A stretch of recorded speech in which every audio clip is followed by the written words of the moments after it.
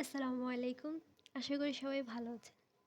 এত সহজে যে ঘরে আলু পুরি বানানো যায় তা আসলে ট্রাই না করলে বোঝা যেত না।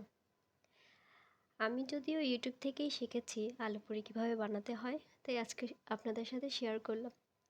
আলু পুরি হোক আর ডাল পুরি হোক, যদি আপনি বানাতে চান তাহলে অবশ্যই ডোটা খুব পারফেক্টভাবে করতে হবে।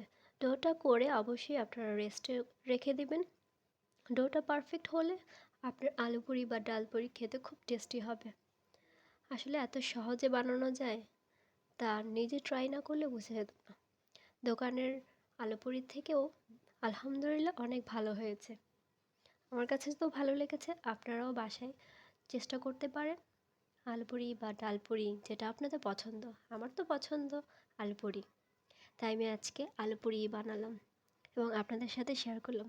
দেখুন কি সুন্দর করে আমার পুরিটা খুব সুন্দর করে ফুলকো হলো, দেখতেও ভালো লাগছে অ্যান্ড খেতে তো অবশ্যই ভালো হয়েছে আলহামদুলিল্লাহ। বিকেলের নাস্তা হিসেবে আলু পুরি সস দিয়ে খেতে খুবই মজা। আপনারা অবশ্যই ট্রাই করবেন।